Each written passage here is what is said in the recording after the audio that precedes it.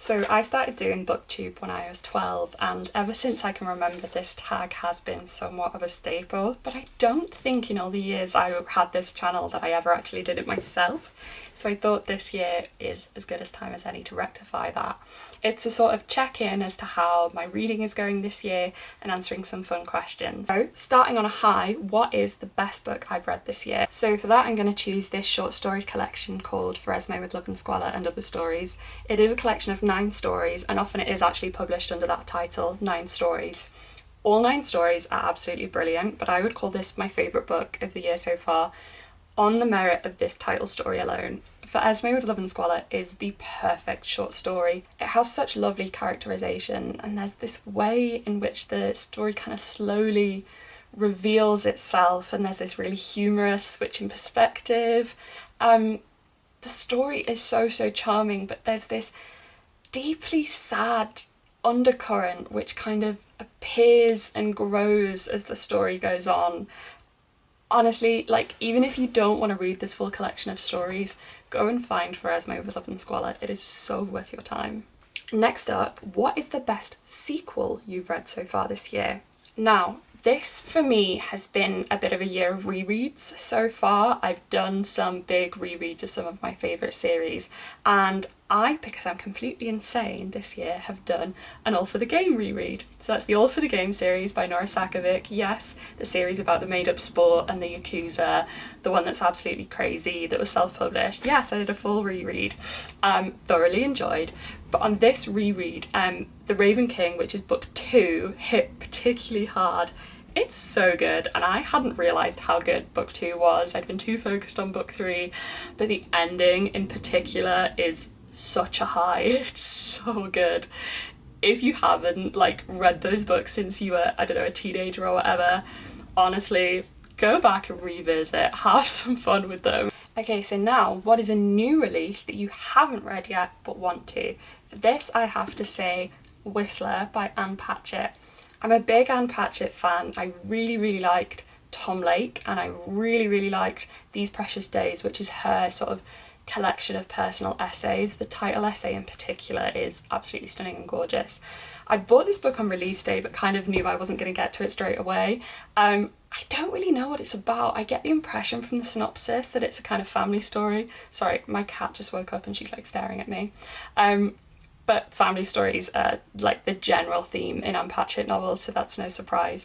I'm sure it will be absolutely brilliant. It would be an actual betrayal if I said anything other than The Last King of Fairy by Cassandra Clare, first book in the Wicked Powers trilogy. I think we have reached a point where we need to look back and acknowledge that these books by Cassandra Clare are incredibly well crafted. I don't want them to be sort of pushed aside as sort of trashy YA fantasy. They are so well crafted.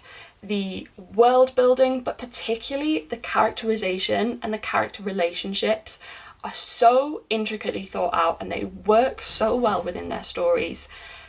And they're so funny, and the dialogue is incredible.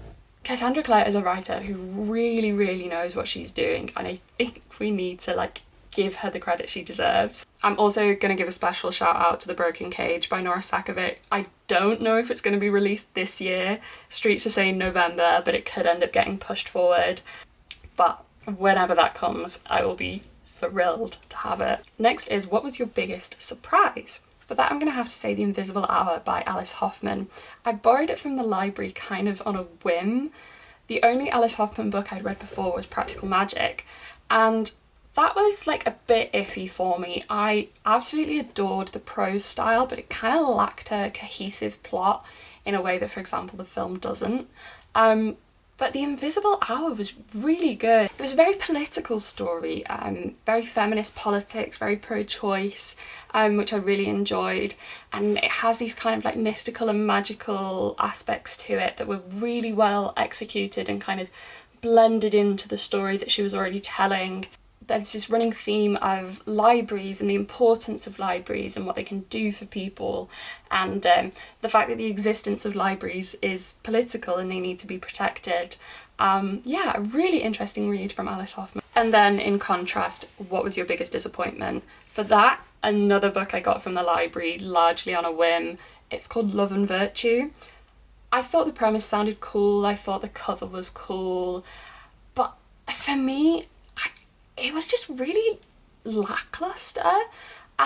And I felt it really didn't fulfill its premise. It was supposed to be about this like very messy, very toxic friendship between two young women. But it all just kind of fell flat in that sense. In the end, the relationship that actually took precedence in the story was between this 18-year-old protagonist and her lecturer at university who she's sleeping with. And it just bored me. Like, there is such a prevalence of these kind of age gap relationships in modern literary fiction, and I so often feel that they don't actually have anything interesting to say about them, and then it's just like, well, what was the point? I have to let my cat out. Okay, now, who is your favourite new author? So that can be a debut author or a new to you author. My answer kind of fits with both. I discovered Alice Wynne this year. I borrowed her debut novel In Memoriam from the library and I really enjoyed it. It's a World War I novel and a love story between these two young men. I was at first a little bit disappointed when I realised it was going to be a story about these two like public school boys, like very, very wealthy public school boys, because I had for some reason assumed that it was going to be about two kind of very ordinary village lads. That's very much my association with World War I. These kind of like whole villages full of lads that all went off to France together, not knowing what was to come. But once I got over that kind of initial disappointment, it was a really interesting read. Very tragic in parts, but very hopeful in others. The book has had a fair bit of criticism for the way it handles queerness, and particularly other characters' reactions to their queerness. Like saying it's unrealistic for, you know, a novel set in the 1910s. Personally, I didn't feel that that was the case. I really appreciated that the novel acknowledged that this is something that people kind of knew about even then. Like, people weren't stupid, they knew this was happening. And actually I think that's where the kind of public school setting sort of does come in fairly handy, because boys in an environment like that knew what was going on. They knew what their friends were doing behind closed doors, and I think that actually did really work. Next year, Alice Wynne is releasing a book about Tristan and Isolde, which of course is the kind of classical doomed love story between a Cornish knight and an Irish princess. As a lover of Arthurian legend, I'm really, really excited to see what she does with that traditional story. The next question is, who is your newest fictional crush? And I fear I don't really have an answer for that one. Of course I did a Dark Artifices reread this year, so I got to revisit my kind of teenage crush on Christina Rosales, who I absolutely adore, but of course that's in no way a new crush, and abruptly she seems to be quite a lot younger than me now, which is a little bit distressing, but it was nice to revisit that. Now we have, what is a book that made you cry? And this was not a difficult question to answer, because one of my first books this year was Hamnet by Maggie O'Farrell. I read this just as the film was coming out, and immediately after seeing it I actually wrote a piece for the Media Museum in Bradford on this and the film. I wrote it like largely on the bus to work and like during staff briefing, because I kind of needed to like spill out all the thoughts that were in my head.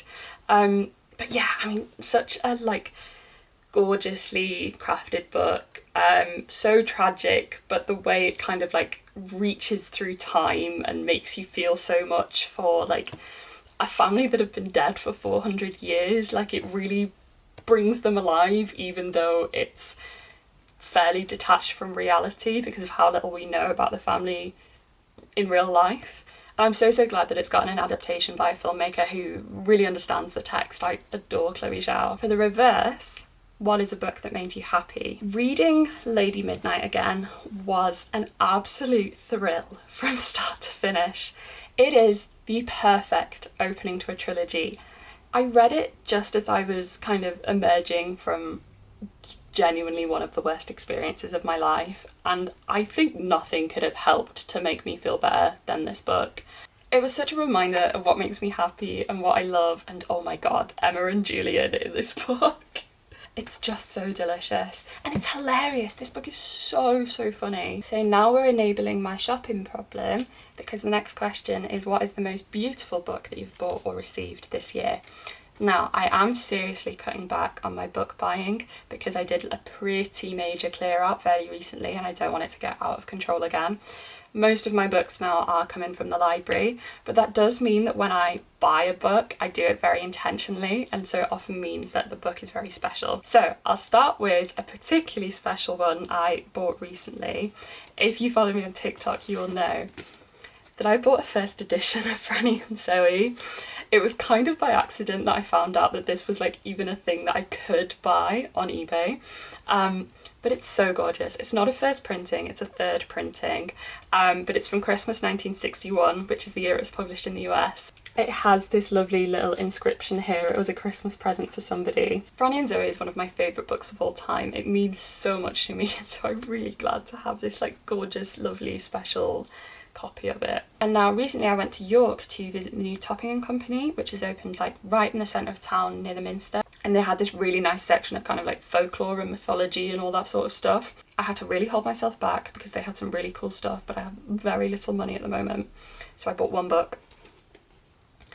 I bought Briggs' Encyclopedia of Fairies, which is a kind of reference book of all the sort of creatures from folklore, your fairies, your boggarts, your black dogs, and I think this can just be like a lovely thing to have as reference when I'm reading, when I'm writing. It has some nice little illustrations inside, but it's a real classic in the sort of folklore world, so I wanted to have a copy of it to keep. And then a book that I just had to own a physical copy of because it has such gorgeous illustrations inside, and that is The Secrets of Blackthorn Hall by Cassandra Clare and illustrated by the amazing Cassandra Jean. I loved reading this, such a fun kind of precursor to The Wicked Powers, and gorgeous illustrations, and I love all of the little kind of text messagey bits between the different characters. Definitely worth owning a physical copy. Now for this next question I am going to have to consult some of my reading apps because it says how many 5-star books have you read so far this year. Now for context, normally I don't have many. I've had years where I've had one 5-star book, but this has been a year of rereads for me, and I've had a couple of new books to me that were also absolutely fantastic, so I think it's quite a high number this year. I've read 29 books so far this year, so let's look at how many I have put as 5 stars. So going from the most recent, we have The Golden Raven, The Sunshine Court, The King's Men, The Raven King, The Foxhole Court, yeah, and then we have Queen of Air and Darkness, For Esme with Love and Squalor, Lady Midnight, apparently I only gave Lord of Shadows 4, and then we have Hamnet. So all in all, how many was that? 1, 2, 3, 4. So out of those 29, 9 of them have been 5-star reads, which I think is really good going, but I have cheated by doing full rereads of some of my favourite series of all time. So what books do I need to read by the end of the year? So I have a few kind of non-fiction folk books that I would like to get to very soon. I'm partway through The Lost Folk by Lally Macbeth, and this much through and very much enjoying. I also borrowed 2 books from the library recently. We have No Fair Maidens and Finding Albion, both of which are kind of traditional British folklore type things. Continuing with non-fiction, when I was in London not long ago, I went to Hatchards and I bought a short history of Cahirdy Cinema. Cahirdy Cinema was one of the kind of branches of the French New Wave in filmmaking. They started as kind of film critics, a very close circle of friends, and they started making films of their own. It's your Jean-Luc Godard, your Francois Truffaut, those kind of guys. I'm also really looking forward to the release of the Dream Thieves graphic novel by Maggie Stiefvater. I went to her signing a few weeks ago and it was like one of the best experiences ever. I got to ask her questions, she gave me some writing advice, like literally amazing. And then I would also quite like to read some classics that I haven't read before. On a different trip to London, I went into Hatchards and I bought A Tale of Two Cities. No prizes for guessing why I bought this in Hatchards. And I also, for a long time, have had this copy of Human Bondage, which I'd really like to read. I'd like to watch the film as well. My main motivation for wanting to read this book is Eddie from Buffy, because he like carries this book around and keeps it by his bedstand because he loves it so much. So I'd like to see what all the fuss is about. And then what books do I want to reread this year? So first and most importantly, I've actually already started this one. I'm doing a reread of The Catcher in the Rye by J.D. Salinger. Yes, we're on a huge J.D. Salinger kick in this video. The other day was the 75th anniversary of The Catcher in the Rye, so I thought it was an appropriate time to revisit this book for the first time in nearly 10 years. I was 16 when I read this, as most people are, and I absolutely adored it, so I'm loving returning to it. Holden Caulfield, hate to say it, incredible character, love him. He's so hilarious but so tragic. Yeah, this book means the world to me. I would really, really love to do a reread of one of my favourite books bought in German. A few different contenders, but the most likely one is Funny Story by Emily Henry, because I have an edition of it in German already. It's got these lovely lemons on the end pages, but I do have a few other books that I'm considering. And then finally, a very fun question: what is your 5-star prediction for the rest of the year? I have to say The Last King of Fairy. I believe in Cassie. She always kills the first book in a new series. That's why Lady Midnight is so good. That's why Chain of Gold is so good. I wholeheartedly believe that The Last King of Fairy is going to be amazing. I'm so excited. Like, what do you mean we get a whole trilogy about Drew, Kit and Ty? Like, those 3 characters. It's gonna be so good. Okay, thank you very much for joining me, and I hope to see you again soon. Do let me know if you have any fun answers to any of these questions. I'd love to hear from you.